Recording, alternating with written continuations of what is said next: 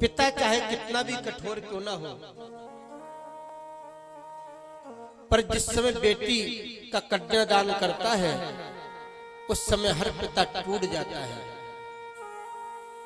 पत्थर दिल भी पिता भी हो, पर बेटी को जब कन्यादान करता है ना तो वो भी अपने आप को नहीं रोक पाता।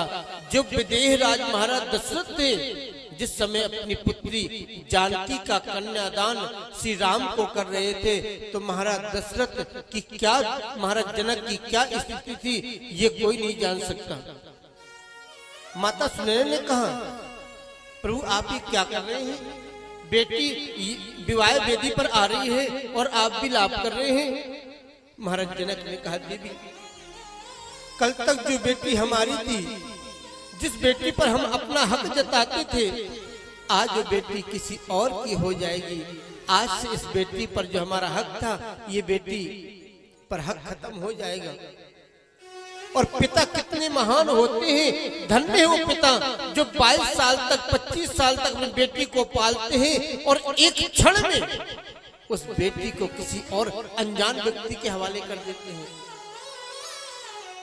इतना बड़ा दान दुनिया में कोई और नहीं कर सकता।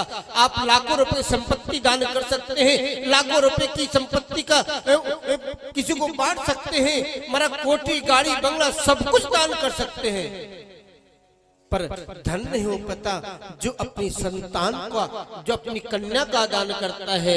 धन्य है हर पुत्री के भाग पर पिता तो होता है, पर हर पिता के भाग में पुत्री नहीं होती। प्रेम से बोलो राधे राधे। उन भाइयों से पूछो जिनकी रक्षाबंधन पर कलाई सुनी रहती है,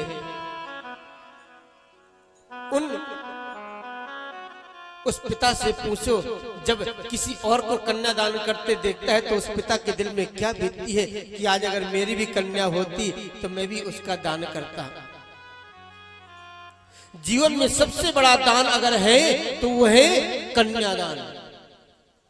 उस दान की बराबरी कोई नहीं है। और आज हम लोग क्या करते हैं, उन्हीं कन्याओं की हत्या कर देते हैं। और जिस देश में कन्याओं की हत्या हो, उस देश का क्या भविष्य बनेगा, उस देश का क्या निर्माण बनेगा, क्या नया निर्माण होगा, इसको कोई नहीं जान सकता। और आज अनावृष्टि और अकाल जो पड़ता है, ये सब उन्हीं कन्याओं का ही श्राप लग रहा है।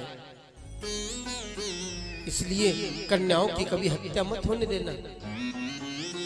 कन्या देवी है और इस कुल का तो उद्धार करती है और जाकर के उस कुल का भी लाज बचाती है। पिता गरीब होता है, जब कन्या अपने ससुराल से मैके पे आती है ना, पिता की गरीब स्थिति है, नहीं है देने के लिए सामर्थ्य, तो बेटी ससुराल में सब्जी लेने जाती है ना, वो सब्जी वाले पैसे बचाती रहती है। आप सब माताएं सब पता है, मुझे बताने की आवश्यकता नहीं है।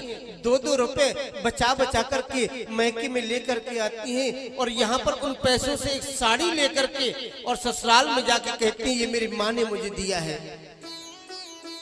इतनी महान हमारी बेटियां होती हैं। और बेटे को तो चाहे कितना भी दे दो, कभी बेटा ये नहीं कह सकता कि तुमने मुझे बहुत कुछ दिया है। और लास्ट में कहता भी क्या है, तुमने मेरे लिए किया तो किया क्या है। बेटियां हमारी आज सबसे आगे हैं, पहले भी थी और आज भी हैं। देखिए रक्षा विभाग जो होता है ना, माँ दुर्गा के हाथ में है।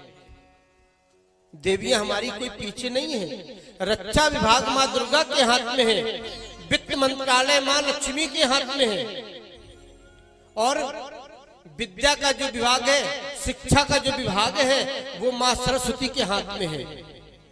और आज भी हमारी बेटियां जाने कहां कहां तक पहुंच रही हैं। लड़कों से लड़कियां आज पीछे नहीं हैं। और हर जगह क्षेत्र पर, कॉलेज में आप देख लीजिए, जब कॉलेज के रिजल्ट निकलते हैं ना, तो लड़कों का प्रतिशत ज्यादा होता है लड़कियों का।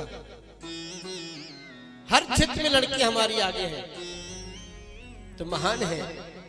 और इधर माँ जानकी का सुंदर पाणिग्रहण संस्कार हुआ।